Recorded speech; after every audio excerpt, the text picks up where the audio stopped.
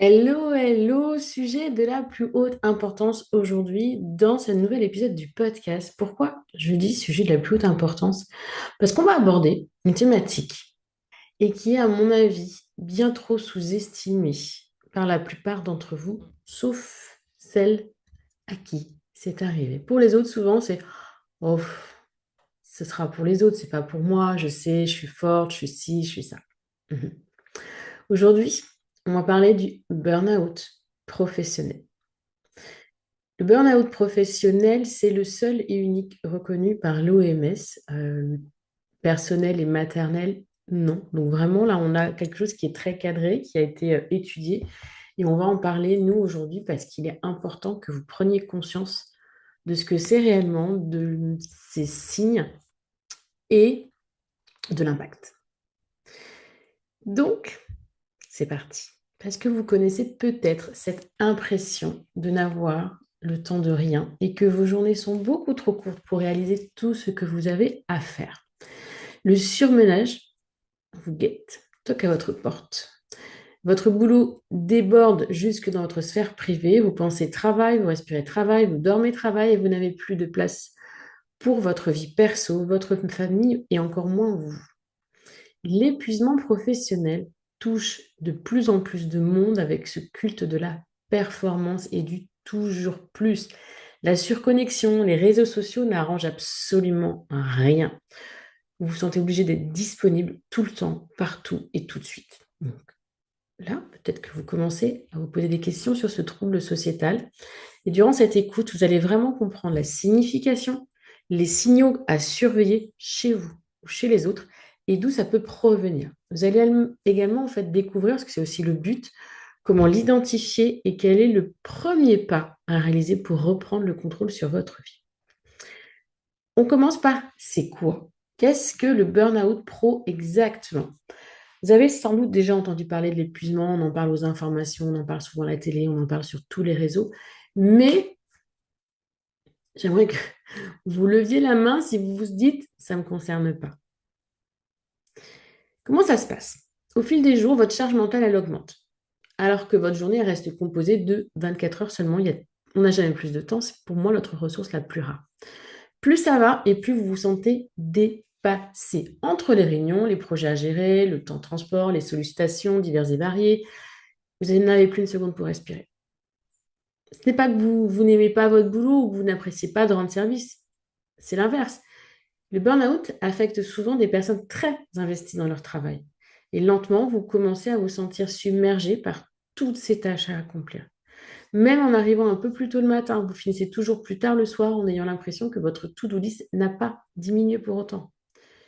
Prenez un instant, là maintenant, pour imaginer que vous êtes équipé d'une jauge. Vous savez, c'est un petit peu comme ces petites batteries indiquant l'état de votre énergie interne. Au début, tout va bien, vous êtes en forme, votre batterie brille, tout est dans le vert, elle est à 100%.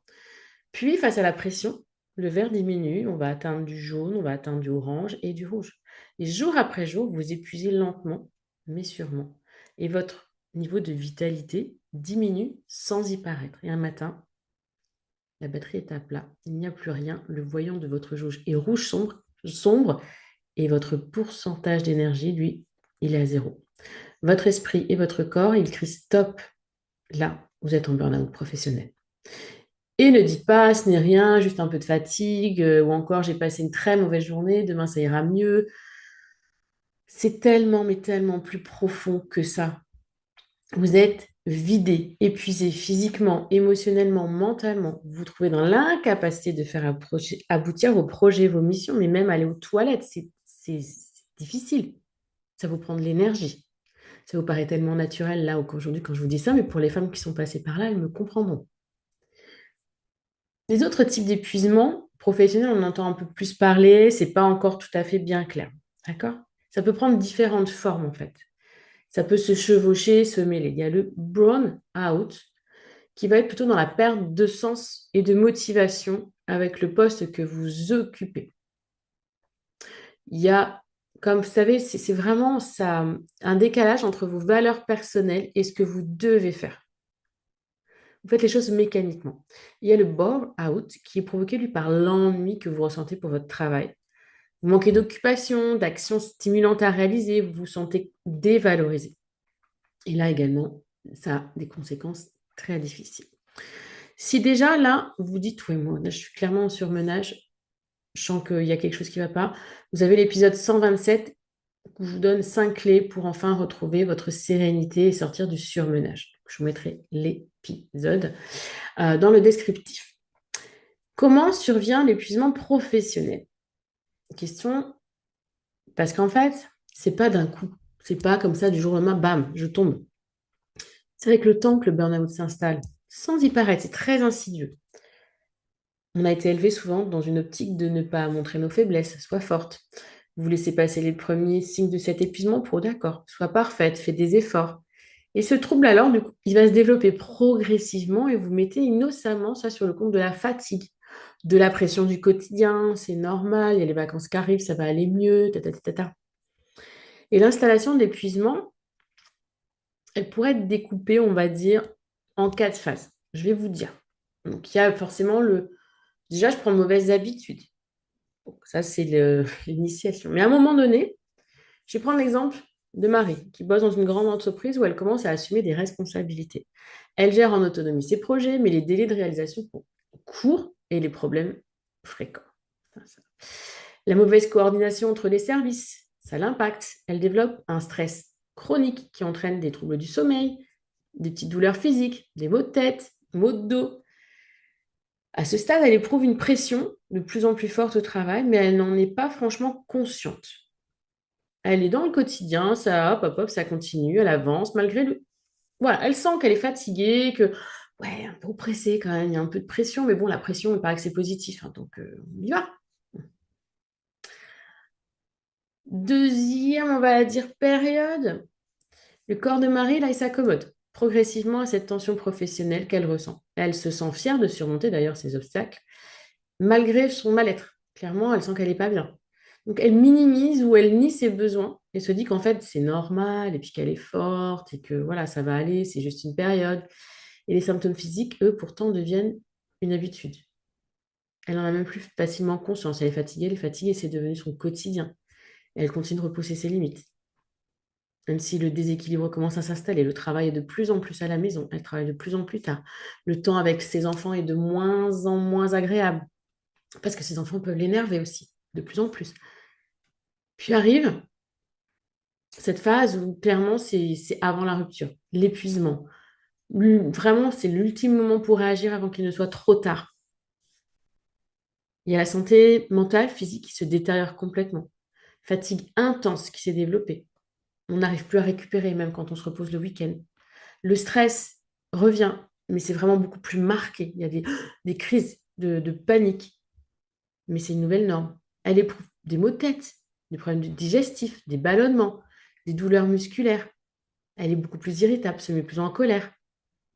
Elle devient lasse et son quotidien est de plus en plus lourd à gérer.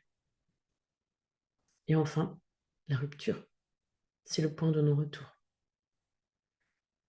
Là, elle a épuisé absolument toutes ses ressources, aussi bien physiques que mentales qu'émotionnelles. L'anxiété a transformé ses journées. Elle tombe progressivement. Cette rupture, elle peut prendre plusieurs formes. Elle peut être, vous ne vous levez plus le matin, c'est fini. Euh, j'ai une personne qui a été jusqu'à la tentative de suicide, tellement elle se sentait lasse de la vie, en fait, tellement elle était usée, épuisée. Elle avait envie, mais son corps, il n'était plus là. Il y avait... Voilà. Donc cette rupture, elle peut prendre différentes formes. Mais il y a un avant et il y a un après. Et croyez-moi, on ne se remet pas d'un burn-out comme ça. Et on n'est plus jamais la même après. C'est important de prendre conscience de ce schéma évolutif. Donc, si vous vous sentez fatigué et que c'est récurrent, vigilance. Vigilance. On va en reparler. Et avant que j'oublie, si ce que je vous partage sur ce podcast vous intéresse, vous interpelle et vous plaît, pensez à vous abonner sur Apple Podcasts, Spotify, à laisser des témoignages et des commentaires. Ça fait toujours plaisir. Et quand il s'agit de sujets aussi importants que celui d'aujourd'hui, partagez. Partagez un maximum ces informations parce qu'il y a peut-être d'autres femmes. Vous vous y attendez pas en fait, vous ne vous en doutez pas, mais peut-être d'autres femmes qui ont besoin d'entendre ce que je dis aujourd'hui. J'en reviens à ce burn-out et à son impact.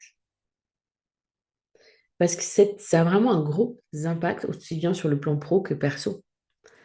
Il y a des effets importants et durables. Au niveau pro, vous allez avoir du mal à conserver votre rythme et votre qualité de travail. Plus vous allez vous fatiguer, avant vraiment d'être en burn-out, bah, vous allez avoir des rendus avec des erreurs, des fautes, vous avez moins de motivation, vous désinvestissez des tâches que vous devez réaliser. Les relations avec vos collègues deviennent tendues et contraignantes. Et face à cette ambiance, vous remettez en question votre carrière, vos choix, alors qu'avant, vous aimiez votre boulot. Puis sur le point de vue perso, social, ça devient pénible. Vous vous embrouillez de plus en plus souvent avec les gens que vous traitez de façon impersonnelle. Vous créez un vide relationnel autour de vous. Seules les personnes, entre guillemets, les plus attachées vous aident à résister. Ils sont là parmi vous, même si c'est compliqué. La tension est palpable au sein de votre famille, de vos relations conjugales, deviennent éprouvantes. Vos enfants vous insupportent et vous avez de moins en moins de patience, comme je vous l'ai déjà dit. Vous perdez en fait beaucoup de choses et votre quotidien devient de plus en plus difficile à gérer. Ce burn-out a donc des conséquences profondes sur toutes les sphères de votre existence et laissera des séquelles à long terme sur votre santé, à vie en fait. Donc, plus ce trouble est détecté tard, plus vous mettrez de temps à retrouver une vie plus sereine. Pensez-y. Plus ce trouble est détecté tard, plus vous mettrez de temps à vous relever. Si vous avez envie, j'ai besoin déjà aujourd'hui de vous dire là ce qu'elle dit Audrey, ça m'interpelle. J'ai aussi une petite vidéo qui dure 28 minutes. Je vous donne mes 6 secrets de l'épanouissement personnel. Peut-être que ça va vous aider, que ça va vous donner une piste, quelque chose, peut-être un déclic, juste un petit truc qui aujourd'hui va faire un effet boule de neige dans le temps et qui va vous éviter, vous, d'en arriver à cet épuisement. Donc, on va revoir là les signes à surveiller. Je vous mets bien sûr le lien de cette vidéo gratuite dans le descriptif. Donc, Marie, c'était toujours la première arrivée, la dernière partie. Mais un jour, elle n'est plus venue travailler. Oui. Mais elle aurait pu pourtant savoir à l'avance. Fatigue intense et persistance, troubles du sommeil, problèmes digestifs, douleurs musculaires comme des maux de dos, des céphalées. Un problème digestif, je peux vous en parler. Il y a un an, j'avais un ventre de femme enceinte de 7 mois qui gonflait. J'en avais mal aux côtes, j'en avais mal au dos. Je ne pouvais plus porter de soutien-gorge, je ne supportais plus. J'ai fait des examens médicaux et j'ai compris, vraiment compris et conscientisé que c'était le stress et l'anxiété presque un an après, pendant mes vacances, où cette fois-ci, j'ai vraiment coupé. Je n'ai pas travaillé pour ma cohérence. Et je me suis rendu compte qu'en fait, dès que je repensais à ma cohérence, il y avait une oppression, il y avait un stress et que je ne respirais pas. C'était mon diaphragme là, qui était bloqué. Et maintenant, je fais 3 fois par jour la cohérence cardiaque et je n'ai plus ces problèmes de ballonnement. Et quand ils reviennent, je me concentre sur ma respiration et ils ne restent pas. C'était un signal d'alarme de mon corps, que je n'ai pas forcément bien compris non plus, même si je le sais. J'ai mis ça sur des problèmes de gluten, de choses comme ça. Donc, votre corps, il vous envoie des signaux.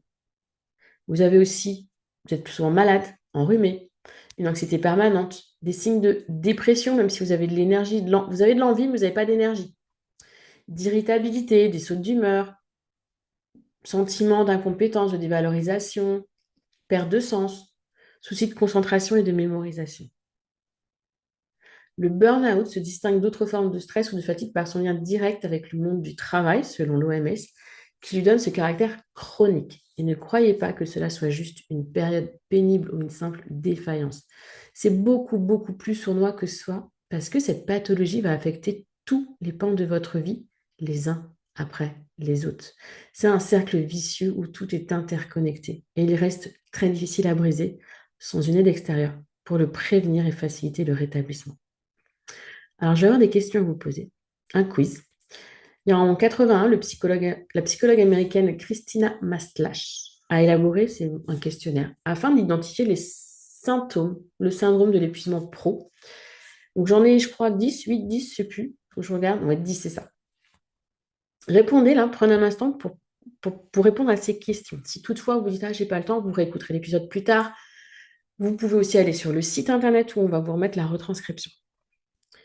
Donc, question 1, est-ce que je me sens émotionnellement vidée à la fin de la journée?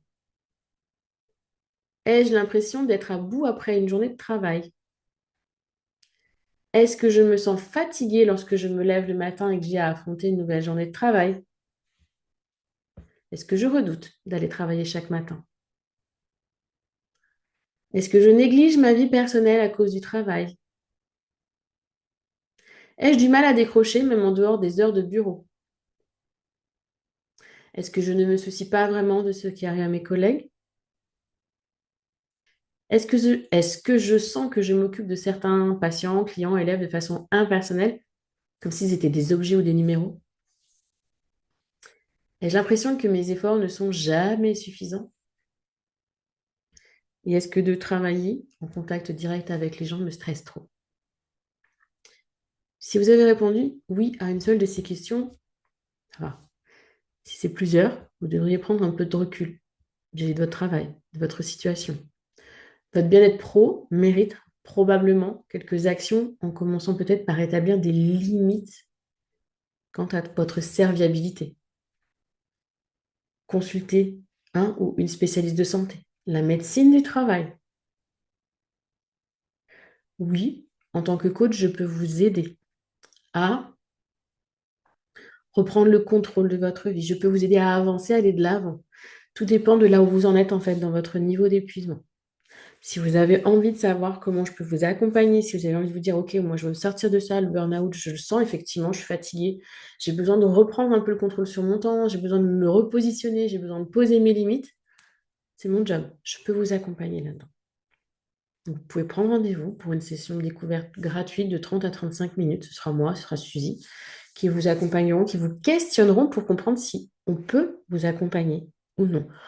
On se donne le droit de vous dire qu'à aujourd'hui, vous n'êtes pas coachable. Coacher, ça veut dire avancer vers quelque chose. Si vraiment votre batterie, elle est très très bas, eh bien, on vous accompagnera peut-être d'une autre façon ou on vous enverra peut-être vers un psychologue en vous disant, déjà, il va falloir que tu recharges tes batteries, il va falloir que tu reprennes soin de toi avant qu'on puisse t'aider à faire les changements nécessaires. Cet appel, il est là pour ça, justement. On pourrait très bien vous dire, bah, vous vous inscrivez directement. Non. Si vous êtes dans un état de fatigue, vraiment, vous êtes trop proche du burn-out, le risque, c'est que la pression de faire l'accompagnement, ça vous fasse tomber dedans. Donc nous, on est là, en tant que professionnels, pour vous dire, ça, yes, on est bon, on peut y aller ensemble et on t'accompagnera avec plaisir. Ou au contraire, attention, peut-être qu'on va faire un petit mois d'essai, enfin, c'est pas gratuit, mais un mois d'essai. Si au bout d'un mois, on sent que l'énergie n'est pas là, on arrête. Ou on vous dit complètement, peut-être attendre un petit peu, aller voir un médecin, s'arrêter, prendre du temps.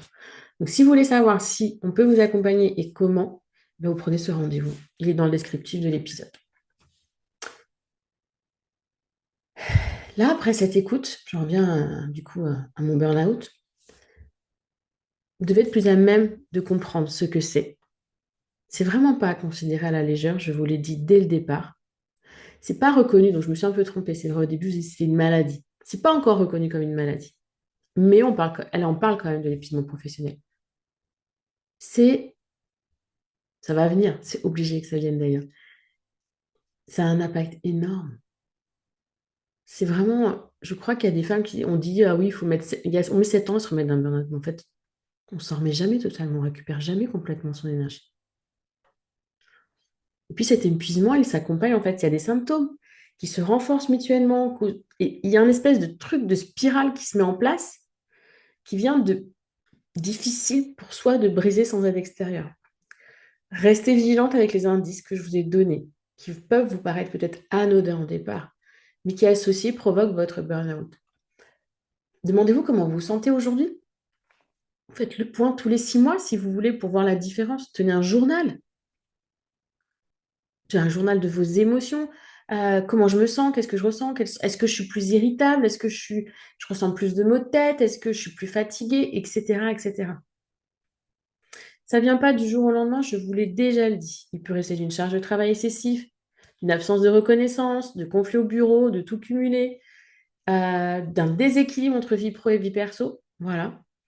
Donc, fatigue, irritabilité, manque de concentration, stress au travail, on est vigilante et soyez vigilante aussi pour vos collègues, pour vos amis, pour votre famille.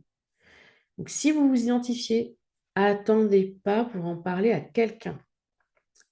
psychologue travail, médecin traitant, ils vous aideront à trouver des solutions et en fonction de là où vous en êtes, on peut vous accompagner avec ma cohérence. Mais rappelez-vous, prendre soin de vous, ce n'est pas un luxe, c'est simplement une nécessité. Vous n'êtes pas une machine, vous avez le droit d'être fatigué. Vous avez le droit de dire stop. Vous avez le droit d'arrêter de travailler quelques semaines, quelques mois pour vous ressourcer. Imaginez, vous, dans un lit, allongé, à plus pouvoir vous lever, à ne même pas pouvoir vous occuper de vos enfants. Si vous avez des enfants, imaginez une mère qui est clouée au lit parce qu'elle est incapable de s'occuper de ses enfants, même se lever, je vous l'ai dit, pour aller aux toilettes, c'est dur.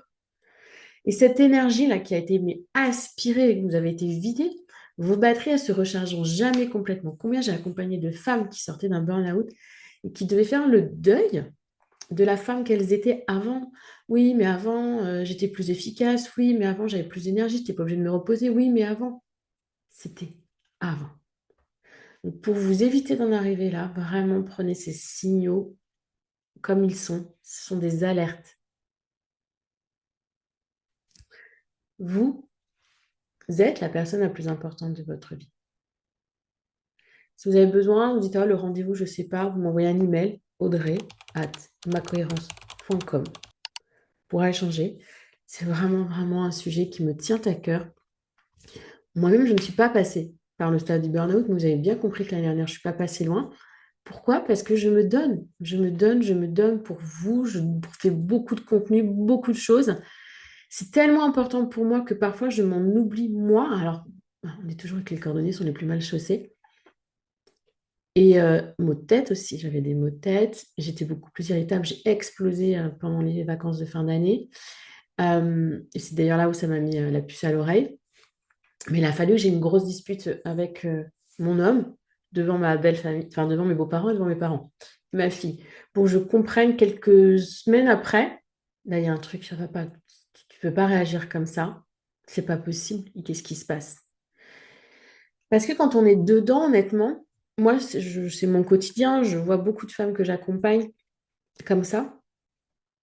Mais quand on est dedans, on ne peut plus, en fait. Quand on est arrivé à un stade, le stade de l'épuisement, le troisième, là, c'est presque déjà trop tard. Parce que vous êtes tellement fatigué, mais tellement usé, tellement... Bah, que vous faites ce que vous devez faire, vous avancez comme une machine, vous avancez comme un robot, vous faites parce que c'est à faire, vous n'avez même pas la capacité de réfléchir, vous n'avez même plus cette capacité d'analyser, de comprendre, vous faites. Pardon, jusqu'au jour où il est trop tard. Donc vraiment, plus vous prenez tôt cette problématique, plus vous remettez le bon équilibre dans votre vie, plus vous arrivez à conscientiser vos limites, etc., mieux c'est. Moi aujourd'hui, voilà, je suis rentrée de vacances, j'ai dit stop à 4 projets sur 5. C'est comme ça. Peut-être que ma cohérence avancera moins vite, peut-être que ma cohérence fera moins de chiffre d'affaires, euh, mais ma santé physique et émotionnelle passe avant ça. Si je veux pouvoir vous aider, vous accompagner à trouver votre propre cohérence, il faut que j'en ai l'énergie et l'envie. Et sans ça, ça ne marchera pas. Donc prenez conscience de ça aussi, que même si vous adorez votre job aujourd'hui, si vous n'avez pas l'énergie pour le faire, à quoi bon? Mieux vaut en faire moins, mais mieux, que trop et mal. Il y a un juste milieu, un bon équilibre à trouver, c'est celui que j'appelle la cohérence. Et là, je suis là pour ça. Tous ces épisodes de podcast sont aussi là pour ça. Donc, je vous le redis, si besoin, vous m'envoyez un email ou on prend rendez-vous ensemble pour un échange pour voir comment sortir de ce cercle vicieux avant qu'il ne soit trop tard. Prenez bien soin de vous et je vous donne rendez-vous la semaine prochaine. Ciao, ciao!